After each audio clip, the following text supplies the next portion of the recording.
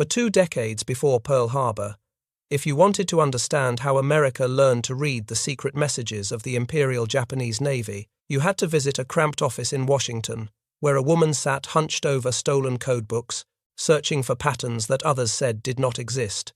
She wore no makeup. She dressed in severe tailored suits that gave her a patrician appearance. She carried herself with an air of intense detachment that could be intimidating to newcomers. She cursed, as fluently as any sailor in the fleet, using language that shocked colleagues who expected something more genteel from a woman of her education and bearing. And she trained virtually every codebreaker who would save America from destruction in the Pacific War. Her name was Agnes Meyer Driscoll. Her colleagues called her Madame X. Some called her Miss Aggie. Naval historians would later call her the First Lady of Naval Cryptology, and when the moment of her greatest triumph arrived, she was nowhere near the fight. They had already pushed her aside. This is the story of how a music teacher from Ohio became the most brilliant codebreaker the United States Navy had ever produced. How she cracked codes that experts declared unbreakable and invented methods that would define the field for generations.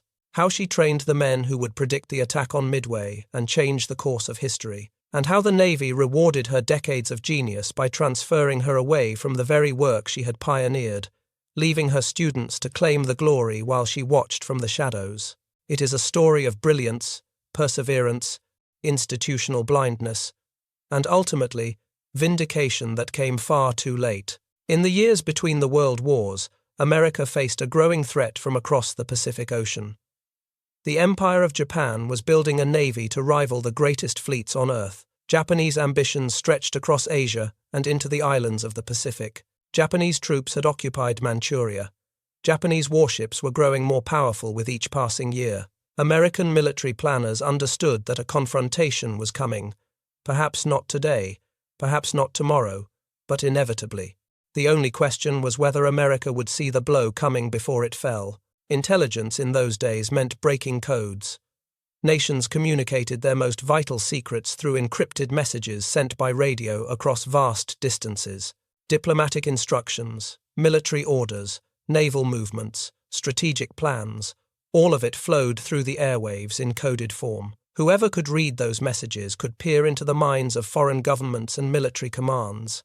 They could anticipate attacks before they came. They could position forces to exploit enemy weaknesses. They could win battles before the first shot was fired. Whoever remained blind to the enemy's communications would be fighting in the dark, vulnerable to ambush, unable to anticipate or prevent disaster. The stakes could not have been higher, and the tools to meet this challenge barely existed. The United States had only a handful of people who understood the arcane science of cryptanalysis. They worked in obscurity, underfunded and underappreciated, racing against time to build a capability that their nation would desperately need. Most Americans had never heard of codebreaking. Most military officers considered it unglamorous staff work, not the kind of assignment that would advance a career. The few who devoted themselves to this dark art worked in cramped offices with inadequate resources, surrounded by colleagues who did not understand what they did or why it mattered. Agnes Meyer was born on July 24, 1889, in the small town of Geneseo, Illinois, in the heart of the American Midwest. Her father, Gustav Friedrich Meyer, was a German immigrant who had built his life around music. He was a gifted pianist, an accomplished composer, and a demanding teacher who expected excellence from his students and even more from his own children. He ran a strict household where discipline was not merely expected, but absolutely required. Her mother, Lucy Andrews Meyer, was American-born, a steadying presence in a home filled with artistic temperament and high expectations. Agnes was the youngest of what would eventually become 8 children in a household that valued education, hard work, and relentless self-improvement above all else. When Agnes was 6 years old, the family moved to Westerville, Ohio, where Gustav had accepted a position teaching music at Otterbein College. The town was quiet and conservative, deeply religious, the headquarters of the anti-saloon league that would eventually help bring about prohibition. In this orderly environment, young Agnes developed an unusual combination of traits that would define her entire career. From her father, She inherited a love of music and the patience required to master complex patterns. She learned to play piano herself, developing the same meticulous attention to detail that Gustav demanded of all his students. From some deeper wellspring of her own character, she developed an extraordinary ability to see structure where others saw only chaos. She could look at a seemingly random collection of numbers or symbols and perceive the hidden rules that governed their arrangement. Agnes attended Otterbein College from 1907 to 1909 before transferring to Ohio State University to complete her degree. In 1911, she graduated with a bachelor's degree in an astonishing combination of subjects that defied every expectation of what a woman should study in that era. Mathematics, physics, foreign languages, music, statistics. This was not the curriculum of a young lady preparing for genteel domesticity. This was not the path to teaching elementary school or playing piano at church socials. This was the education of someone preparing to solve the hardest problems in the world, problems that most people in 1911 would never have imagined a woman could tackle. After graduation, Agnes moved to Amarillo, Texas, about as far from the intellectual centers of power as one could imagine. The flat, dusty landscape of the Texas Panhandle seemed an unlikely place for a woman of her education and abilities. She became the director of music at Lowry Phillips Military School, teaching young cadets the same discipline in music that her father had instilled in her. Later, she became head of the mathematics department at Amarillo High School. She was good at teaching, capable of making complex concepts accessible to students who struggled with abstraction. She developed a reputation for being demanding but fair, expecting the best from her students, and usually getting it. But she was also restless. Her mind craved harder challenges than anything a Texas high school could offer. She was 28 years old, unmarried, teaching algebra to teenagers in a remote corner of America. There had to be something more. Then came the war. In April of 1917, the United States declared war on Germany. The country mobilized for a conflict that would demand every resource and every talent the nation possessed. Factories converted to war production. Young men lined up at recruiting stations, and in a decision that would reshape the life of Agnes Meyer, the Navy opened its doors to women for the first time in American history. They were called yeomanettes, though their official designation was yeoman, with the suffix F for female. They were meant to handle clerical work, the endless typing and filing and correspondence that kept a modern Navy functioning. The idea was simple. Every woman who could handle paperwork in Washington was a man who could serve on a ship at sea. Most of the women who enlisted spent the war processing forms and managing records. Agnes Meyer had something else in mind entirely. On June 22, 1918, Agnes Meyer enlisted in the United States Navy at a recruiting station in Texas. She was 28 years old, single, overqualified for almost any job the Navy could offer a woman. Because of her education and teaching experience, she enlisted as a yeoman first class. Within months, she would be promoted to chief yeoman, the highest rank available to women at that time. It was a distinction that suggested someone in the Navy recognized she was not an ordinary recruit. She was assigned to the Postal and Cable Censorship Office in Washington, D.C., where she reviewed telegrams and letters for signs of espionage or coded communication. It was tedious work, sifting through mountains of correspondence looking for anything suspicious. Most of the letters were innocent, filled with the ordinary concerns of ordinary people.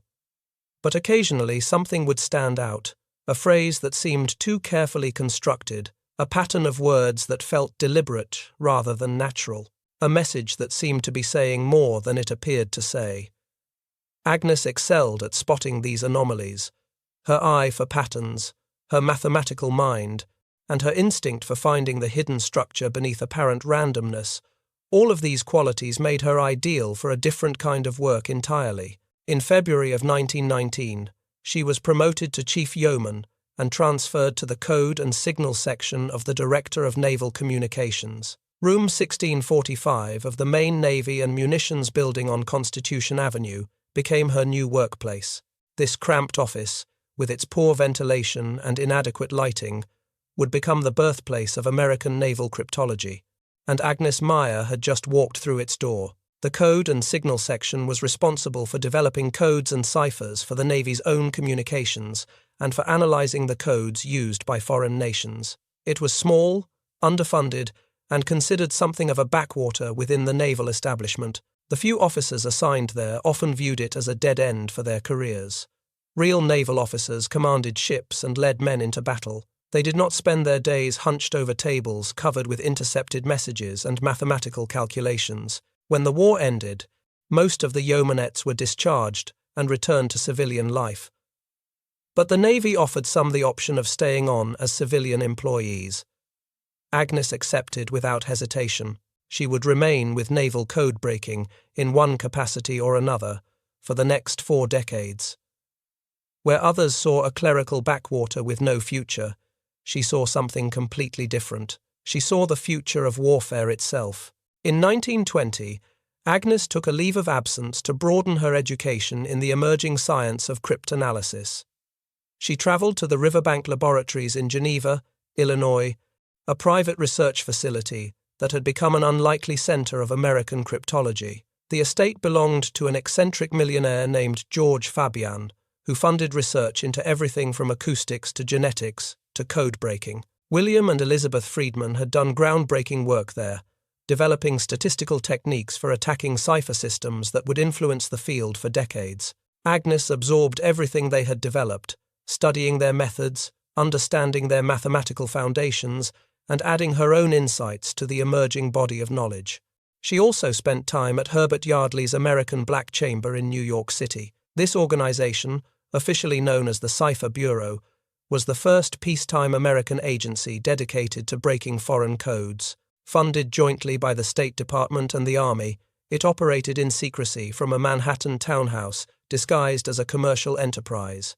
Yardley's team had recently achieved a spectacular triumph, breaking Japanese diplomatic codes that allowed American negotiators to gain crucial advantages at the Washington Naval Conference in 1921 and 1922.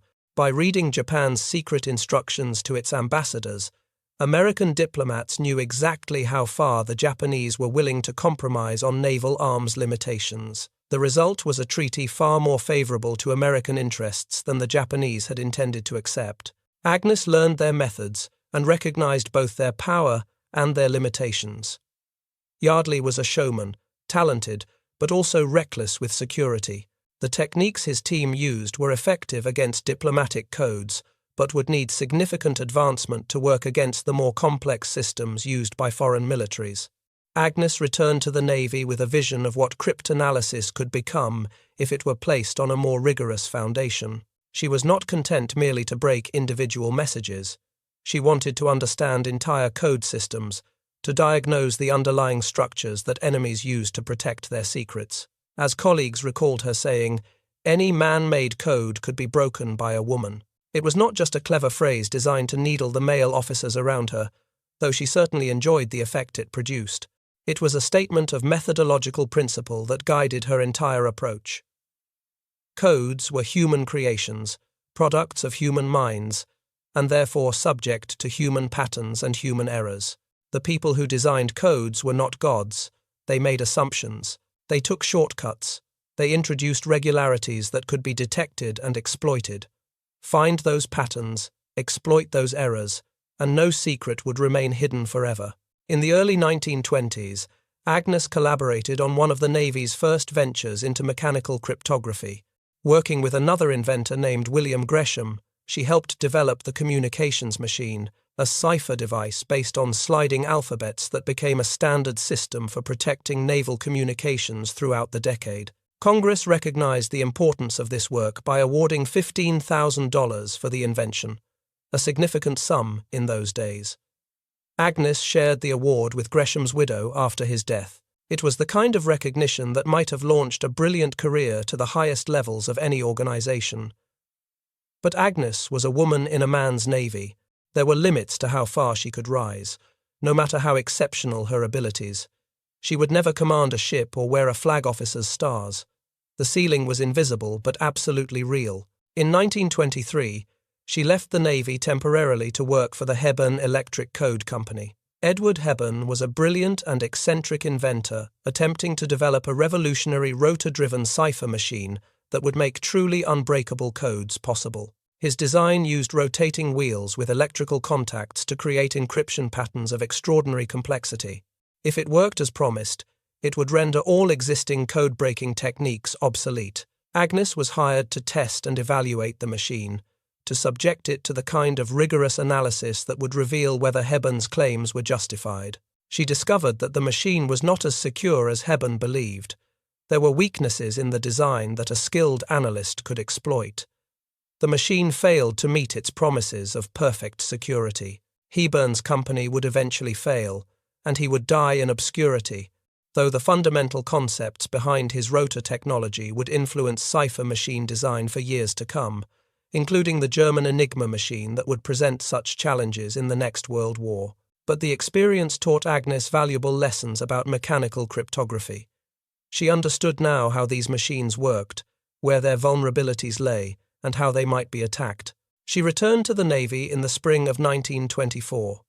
In August of 1925, she married Michael Bernard Driscoll, a Washington lawyer who had served as a captain in the Army during the Pancho Villa expedition along the Mexican border and in France during the Great War. They were both in their mid-30s, both well established in their careers, and both perhaps past the age when society expected people to marry. Their partnership would last until Michael's death decades later, a stable anchor that allowed Agnes to focus her formidable energies on the increasingly demanding work of naval cryptanalysis.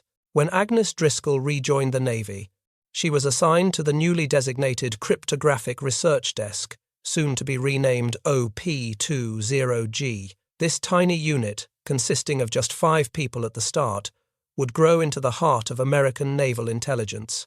Its mission was to break foreign codes, particularly those of Japan, which American strategists increasingly viewed as the most likely future adversary. The naval treaties that had followed the Washington Conference had limited battleship construction, but tensions between America and Japan continued to simmer over competing interests in China and the Pacific Islands.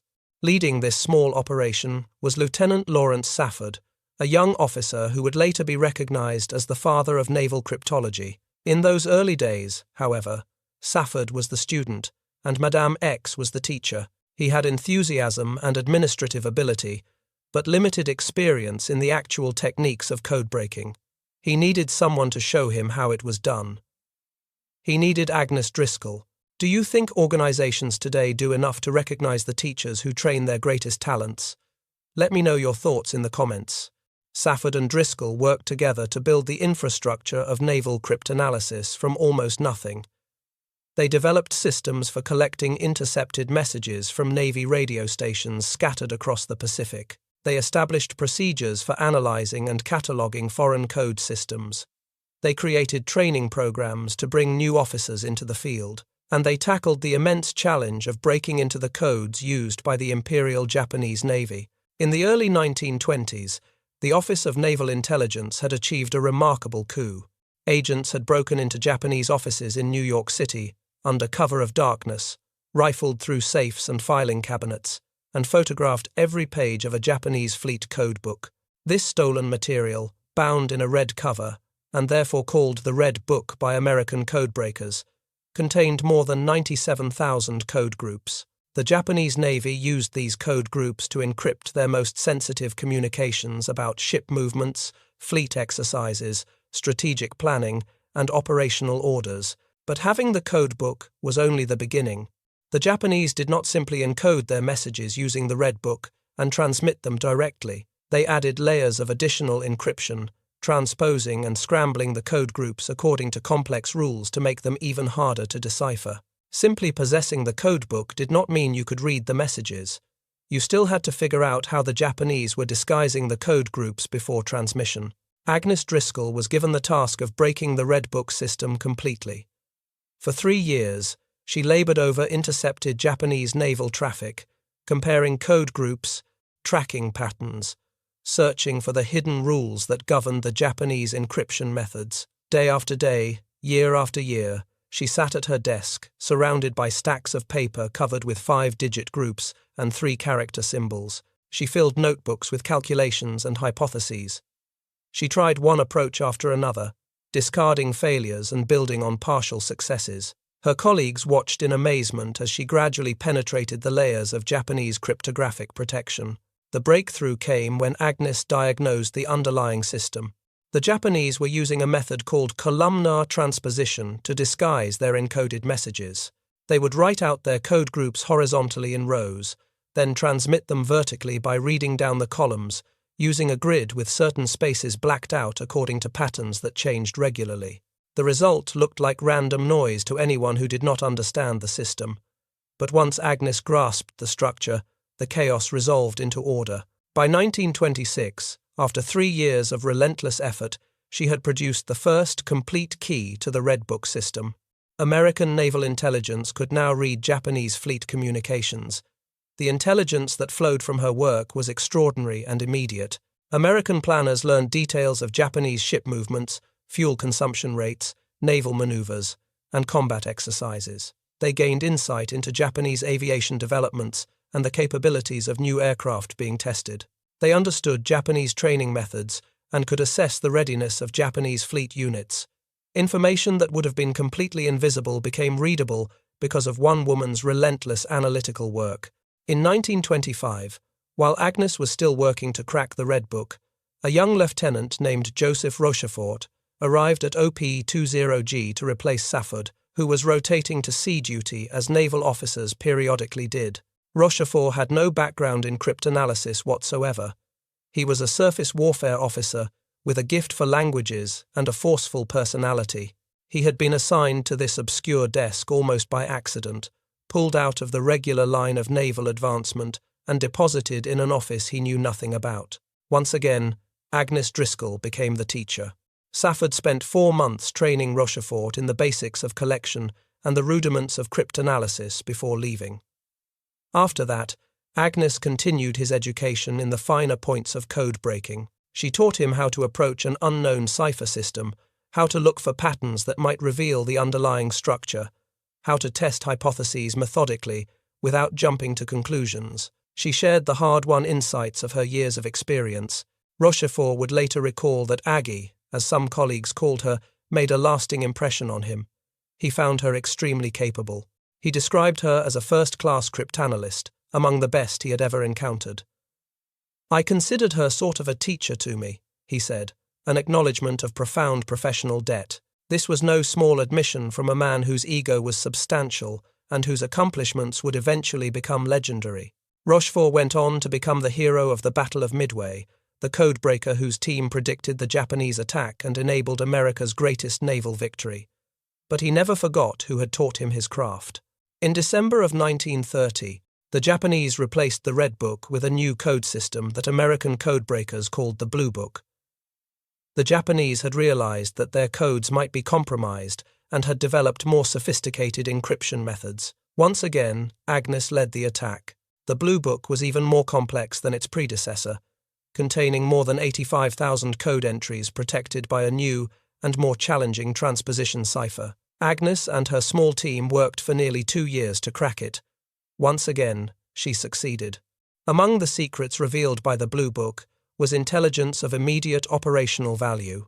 When Agnes determined that the Japanese Nagato-class battleships could exceed 26 knots, faster than any American capital ship then in service, the Navy responded by redesigning its new North Carolina-class battleships to match this capability. Her cryptanalytic work was directly shaping the American fleet. Decisions about ship design, about armor and propulsion and armament, were being influenced by the intelligence that one woman extracted from encrypted Japanese messages. By the mid-1930s, Agnes Driscoll was the acknowledged expert on Japanese naval codes within OP-20G. She had broken the Red Book. She had broken the Blue Book. She had trained a generation of young officers in the craft of cryptanalysis. Among her students were men who would become crucial figures in the intelligence battles of the coming war. Joseph Rochefort would lead Station Hypo in Hawaii, the code-breaking unit that predicted the attack on Midway. Thomas Dyer, who arrived at OP-20G in 1931 and learned the craft under Agnes's supervision, would serve as Rochefort's chief cryptanalyst, and later be called the father of machine cryptanalysis for his pioneering work with IBM tabulating equipment. Edwin Layton, who had worked closely with Driscoll in the early 1930s, would become Admiral Nimitz's intelligence officer throughout the Pacific War, the man responsible for translating raw code-breaking into actionable military strategy. Joseph Wenger, another Driscoll student, would help build the post-war signals intelligence establishment. All of them had learned their craft from Madam X. Thomas Dyer, who knew Agnes well from his years at OP-20G, described her in unequivocal terms. He called her absolutely brilliant. He said she was at the top of the list of Navy cryptanalysts. He developed procedures for using IBM tabulators to ease the burden of sorting through possible solutions, building on the foundation that Agnes had established through years of manual analysis. When Dyer transferred to Hawaii in 1936 to join the team that would eventually become Station Hypo, he carried with him everything he had learned from Agnes Driscoll. In early 1935, Agnes led the attack on a new Japanese encryption system, the M1 cipher machine, which American codebreakers designated Orange, was used by Japanese naval attachés around the world to protect their most sensitive communications. Unlike the codebook-based systems she had cracked before, this was a mechanical cipher that required understanding both the physical operation of the machine and the mathematical principles underlying its encryption method. Agnes cracked it. Among the secrets she uncovered were the identities of American citizens who were secretly passing information to Japan. Her work was catching spies as well as reading military plans. Rear Admiral Edwin Layton, who had worked closely with Agnes in the 1930s before going on to his crucial wartime role, later described her in remarkable terms. He recalled that he had been warned not to patronize Madam X because she was sensitive to her role as a woman in a man's world. While she could be warm and friendly on occasion, he noted, she usually affected an air of intense detachment, which was heightened by her tailored clothes and shunning of makeup. It was surprising to hear Miss Aggie curse, Layton observed, which she frequently did, as fluently as any sailor whom I have ever heard. But beyond her sometimes prickly personality, Layton offered his professional assessment. She was without peer as a cryptanalyst, he concluded. There was no higher praise he could offer. Do you think modern organizations handle internal disagreements and competition between experts better or worse than they did in the 1930s? Let me know your perspective in the comments. Then came the accident that would change everything. In October of 1937, Agnes Driscoll was involved in a serious automobile collision. The details of the crash remain somewhat unclear from the historical record, but the consequences were devastating. 2 people in the other vehicle were killed. Agnes herself suffered terrible injuries that nearly ended her life.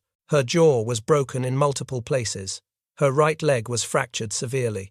She was transported to a hospital and spent months recovering from injuries that would have killed many people. She was lucky to survive at all, but survival came at a cost that would mark her for the rest of her days.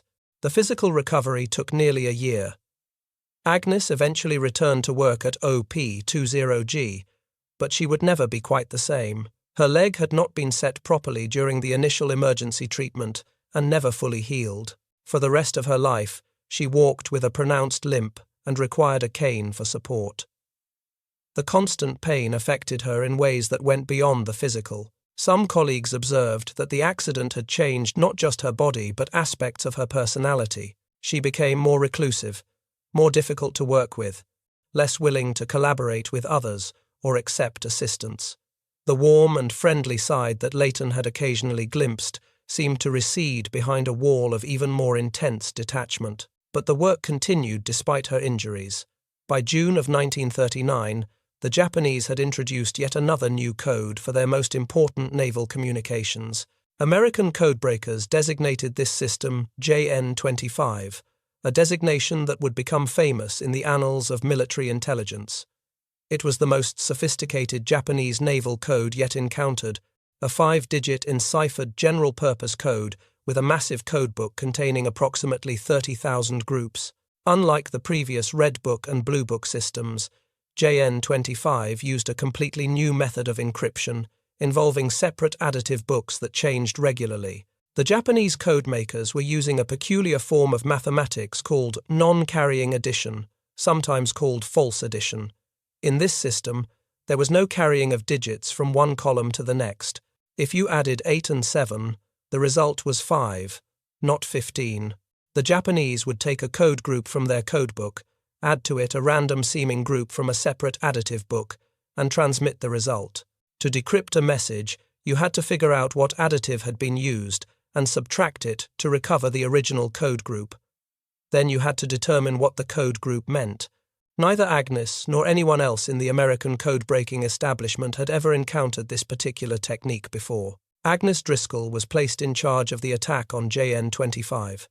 Despite her injuries, despite the physical challenges she now faced, she remained the Navy's foremost expert on Japanese code systems. She led a small team of 2 civilians, 2 enlisted personnel, and 1 officer, though she did most of the cryptanalytic heavy lifting herself, working through the pain, driven by the same relentless determination that had characterized her entire career. She set out to crack the most challenging code she had ever faced. Within less than a year, she had figured it out. She diagnosed the non-carrying addition system and developed methods for stripping away the additive layer to reveal the underlying code groups. She cracked the cipher component of JN-25, understanding how the encryption worked and how to defeat it. This was important early work that would contribute to the American effort against Japanese codes during the war. The methods and insights she developed in 1939 and 1940 would prove valuable in the desperate months after Pearl Harbor, but Agnes never got to finish what she had started. In October of 1940, just as her work on JN-25 was beginning to yield significant results, she was transferred to a different team. Her new assignment was to work on breaking the German naval Enigma cipher. It was important work, certainly. The German U-boats were beginning to strangle Britain's Atlantic lifelines, and breaking their communications was a matter of life and death for the Allied cause.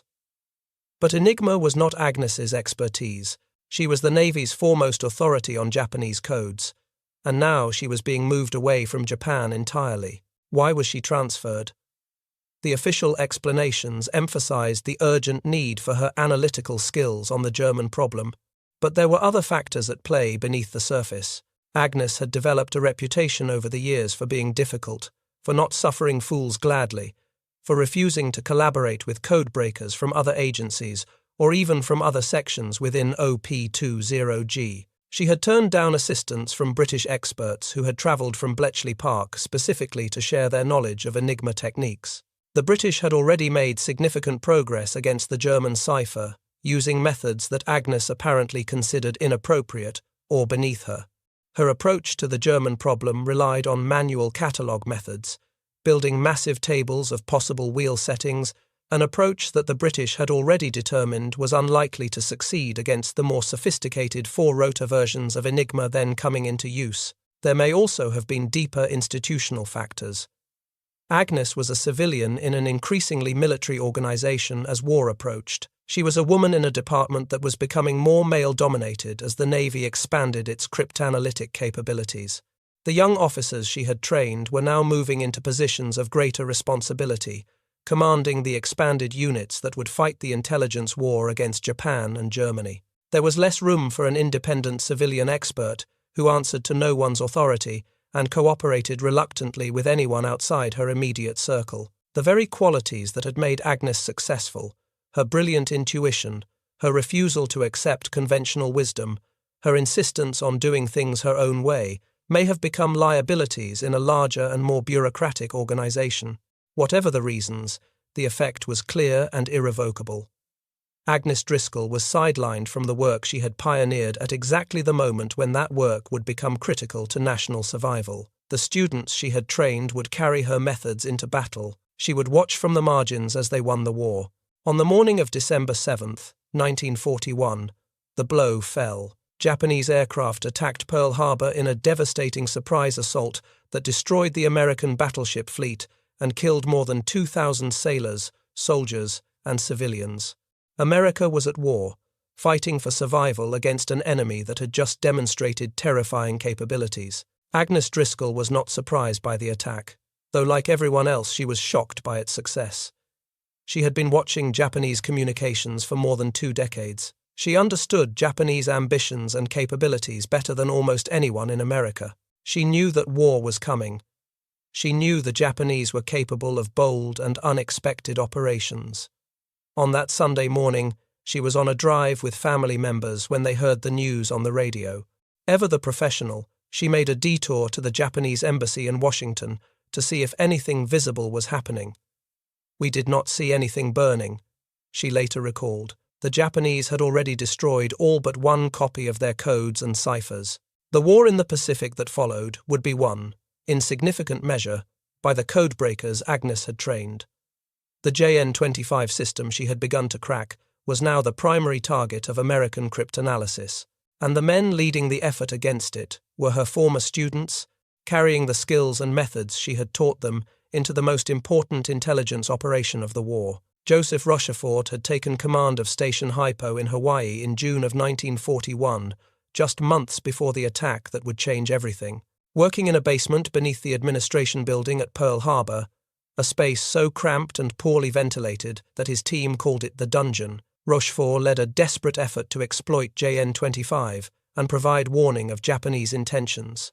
He worked around the clock, sleeping on a cot in his office, wearing a smoking jacket against the basement's chill, driving himself and his team to exhaustion in the race to read enemy messages before it was too late.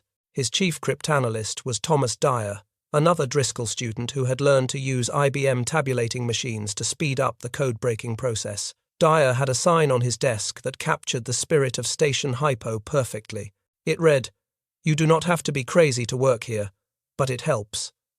The techniques he used in the dungeon, the approach to problem-solving, the intuition about Japanese methods, all of it traced back to what he had learned from Madam X. Edwin Layton served as intelligence officer for Admiral Nimitz, who had taken command of the Pacific Fleet after Pearl Harbor. Layton's job was to translate the raw intelligence from Rochefort's team into actionable information that Nimitz could use to make strategic decisions. He was the bridge between the codebreakers in the basement and the commander who would decide where to send the fleet. Layton and Rochefort had known each other since 1929, when they had studied Japanese together in Tokyo as part of the Navy's language training program. They trusted each other completely, communicating constantly through a dedicated telephone line that connected Nimitz's headquarters with Station Hypo. And both of them had learned their fundamental tradecraft from Agnes Driscoll. In the spring of 1942, the codebreakers at Station Hypo began detecting signs of a major Japanese offensive. They could read fragments of JN-25 traffic, enough to catch glimpses of planning and preparation, but not enough to see the complete picture. The Japanese were assembling forces for an attack somewhere in the Pacific. Ships were being repositioned, supplies were being stockpiled, orders were flowing to various commands. But where would the blow fall? Rochefort became convinced that the target was Midway Atoll, a tiny speck of coral and sand about 1,300 miles northwest of Hawaii. It was the westernmost American outpost in the Central Pacific, a potentially vital stepping stone for any further operations against Hawaii itself. Japanese messages referred to the target using a two-letter designation, AF. Rochefort analyzed the traffic patterns, studying which units were receiving orders and what kind of logistics were being assembled. He examined the timing of various movements and the types of forces being concentrated. Everything pointed to Midway, but Washington disagreed, and the disagreement was bitter. The Navy's main code-breaking unit, OP-20G, had grown far larger than the small team Agnes Driscoll had once dominated. Now commanded by officers who had not trained under her, its analysts reached different conclusions about Japanese intentions. They believed the Japanese target was elsewhere, perhaps the Aleutian Islands in Alaska, perhaps Port Moresby in New Guinea, perhaps even the American West Coast. Some considered it simply impossible that Japan would commit major naval forces against an atoll as small and strategically limited as Midway. The disagreement became increasingly acrimonious. Rochefort's habit of reporting his analysis directly to Admiral Nimitz, bypassing Washington entirely, infuriated officers at headquarters who believed that intelligence should flow through proper channels. They thought he was a loose cannon, an insubordinate officer who refused to follow procedures. He thought they were bureaucrats, more concerned with turf than with truth. Rochefort needed proof that would silence the doubters once and for all. One of his team members, Jasper Holmes, conceived a brilliant deception. What if they could trick the Japanese into confirming the meaning of AF? Holmes proposed that the American garrison on Midway send an unencrypted emergency message claiming that the island's water desalination plant had suffered a critical failure. Midway was supposedly running out of fresh drinking water. If the Japanese intercepted this plain language message and then referenced it in their own encrypted communications, if they reported that AF was having water problems, that would prove beyond any doubt that AF meant Midway. Layton took the plan to Admiral Nimitz. The Admiral approved immediately. A message was sent to Midway via underwater submarine cable, a method of communication the Japanese could not intercept. The garrison was instructed to broadcast the fake emergency report about water shortages. Within 48 hours, Japanese naval intelligence transmitted a coded message that American listening stations intercepted. The message reported that AF was experiencing fresh water difficulties. The trap had worked perfectly. AF was Midway. Rochefort had been right all along. Admiral Nimitz trusted his intelligence team. He had spent hours with Rochefort and Layton, listening to their analysis, asking probing questions, evaluating their confidence in their conclusions. Now, he made the decision that would determine the outcome of the Pacific War. He positioned his 3 available aircraft carriers northeast of Midway, hiding behind a weather front, waiting in ambush for the Japanese fleet. Everything depended on Rochefort being right about the timing and the Japanese order of battle. On the morning of June 4, 1942, the Battle of Midway began. Japanese aircraft attacked the island at dawn, while American carriers waited for the right moment to strike. The battle hung in the balance for hours, as wave after wave of American torpedo bombers attacked the Japanese fleet with devastating losses and no results. Entire squadrons were annihilated without scoring a single hit on the enemy carriers. Then, at 10:20 in the morning, everything changed. American dive bombers caught the Japanese carriers at their most vulnerable moment, their flight decks crowded with aircraft being armed and fueled for a counterattack. In 5 minutes of screaming aircraft and exploding bombs, 3 of the 4 Japanese fleet carriers were mortally wounded. The 4th was destroyed later that day. Japan lost its best carriers, its best pilots, and its best aircraft. They would never launch another major offensive operation in the Pacific. The intelligence that made Midway possible came from the work that Agnes Driscoll had begun and the students she had trained. The JN-25 system she had started to crack, the methods and instincts she had developed and passed on. Joseph Rochefort received much of the credit, though even he was later pushed aside by the same Washington bureaucracy that had doubted him before the battle. Thomas Dyer continued to contribute throughout the war, helping to plan the operation that killed Admiral Yamamoto in 1943. Edwin Layton remained at Nimitz's side until Japan surrendered on the deck of the battleship Missouri in Tokyo Bay. Agnes Driscoll watched from the shadows. Her work on German Enigma had not succeeded. The catalogue approach she favoured was eventually superseded by the American-British cryptologic cooperation that began in earnest during 1942. In 1943, she worked briefly on a Japanese cipher called Coral, but colleagues noted that she had limited influence on that project.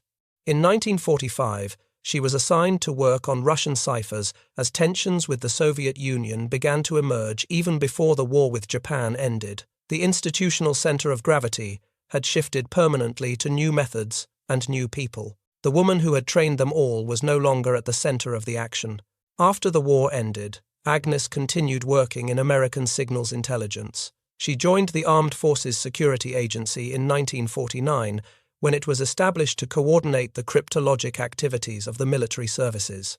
She may have contributed to work on Venona, the highly classified program that sought to break Soviet codes and uncover communist spies who had penetrated the American government during the war years. When the National Security Agency was created in 1952 to consolidate all American signals intelligence under one roof, Agnes transferred to the new organization. She worked there in various capacities, though she never rose to positions of senior leadership. The ceiling that had limited her career in the Navy continued to constrain her in the new world of post-war intelligence. She retired on July 31, 1959, at the age of 70. 4 decades of service to American intelligence, from the yeomanettes of 1918 to the superpower confrontations of the Cold War. She had witnessed the birth of modern cryptology and had contributed more than almost anyone to its development. She had trained the codebreakers who won America's greatest naval victory, and she was remembered by remarkably few people outside the classified world where she had spent her life. Agnes Meyer Driscoll died on September 16, 1971, at the age of 82. She was buried in Arlington National Cemetery in Section 35, grave 4808, beside her husband Michael, who had preceded her in death. Her grave marker gives no hint of her extraordinary accomplishments, just another veteran among thousands, her secrets silent in the earth. For decades after her death, Agnes Driscoll remained largely unknown outside the small community of cryptologic historians who had access to classified materials. The men she had trained became famous. Books were written about Joseph Rochefort and his dungeon. Movies depicted the intelligence triumph at Midway, showing the desperate codebreakers racing to crack Japanese communications before the enemy fleet arrived. But the woman who had taught them their craft was missing from the story. The teacher had been forgotten while the students became legends. Then, slowly, recognition began to come. In 2000, Agnes Meyer Driscoll was inducted into the National Security Agency's Hall of Honor, acknowledged at last as one of the foundational figures in American signals intelligence. Her portrait joined those of the other pioneers who had built the capability that continues to protect American national security into the present day. In 2017, an Ohio historical marker was placed in front of her childhood home in Westerville, honoring her as the First Lady of Naval Cryptology. Visitors to that quiet Ohio town can now learn about the extraordinary woman who grew up there and went on to change the course of history. Scholars have reassessed her contributions and found them even more significant than previously understood. Her work on the Red Book and Blue Book codes gave America critical insights into Japanese naval capabilities for more than a decade before the war began. Her breakthrough on the JN-25 cipher system contributed crucial early groundwork to the intelligence effort that would prove decisive at Midway. Her training of Rochefort, Dyer, Leighton, and Wenger shaped the entire field of American naval cryptanalysis. Without her, the students who won the war might never have learned their craft. The lessons of her life extend far beyond military intelligence. In every organization, in every field of human endeavor, there are people like Agnes Driscoll, brilliant individuals who do the foundational work that others later build upon. Teachers who train the students who become famous, while the teachers themselves remain obscure. Pioneers who are pushed aside when their methods become institutionalized and their independence becomes inconvenient. How we treat such people says everything about whether our institutions can recognize and honor true contribution. The Navy eventually acknowledged Agnes Driscoll's importance, but only decades after her death, long after it could bring her any personal satisfaction. The students she trained knew what they owed her. Rochefort called her a first-class cryptanalyst. Dyer called her absolutely brilliant. Leighton said she was without peer. They knew the truth. The institution took much longer to understand. Agnes Driscoll did not seek fame. She did not write memoirs or give interviews or promote herself to the press. She worked in secrecy on problems that could not be discussed, producing results that could not be publicized, serving a nation that barely knew she existed. Her reward was the work itself, the satisfaction of cracking codes that others said could not be broken, the knowledge that she had contributed something essential to American security. Any man-made code could be broken by a woman. That saying, attributed to her by colleagues who worked alongside her for years, captured her philosophy, her methodology, her life's work condensed into a single defiant sentence. She had proven it again and again through decades of analytical triumph. The Red Book, the Blue Book, the Orange Machine cipher, the JN-25 encryption system, each one a fortress that experts had declared impregnable. Each one cracked by a woman who refused to accept that any secret was truly beyond her reach. Her students carried that lesson into the greatest naval intelligence victory of the Second World War. They predicted the attack on Midway. They gave Admiral Nimitz the information he needed to position his outnumbered fleet for a decisive battle. They changed the course of history in 5 minutes of diving aircraft and exploding carriers, and they did it using the skills and methods and instincts that Madame X had taught them. The Battle of Midway lasted 4 days. But the intellectual preparation for that victory stretched back 2 decades, to a small office in Washington, where a woman in tailored clothes sat hunched over stolen codebooks, cursing like a sailor, finding patterns where others saw only chaos, teaching young officers how to read the enemy's mind. History offers its own verdicts. The men who sidelined Agnes Driscoll are forgotten.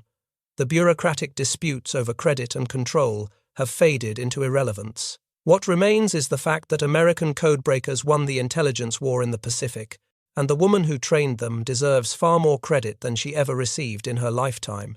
They dismissed her methods as old-fashioned. They transferred her from the work she had pioneered. They let her students take the glory while she watched from the margins of an organization she had helped to build. And then, when American dive bombers caught the Japanese carriers at their moment of maximum vulnerability, when 4 fleet carriers burned and sank beneath the Pacific waves, when the tide of war turned irrevocably against the Empire of Japan, the truth became undeniable. Madame X had taught them well. Any man-made code can be broken by a woman. Trust your analysis. Train your successors. Even when the powerful dismiss your contribution, keep working until the truth cannot be denied. That was the lesson of Agnes Meyer Driscoll. That was the lesson of Madame X. That was the lesson that won the Battle of Midway.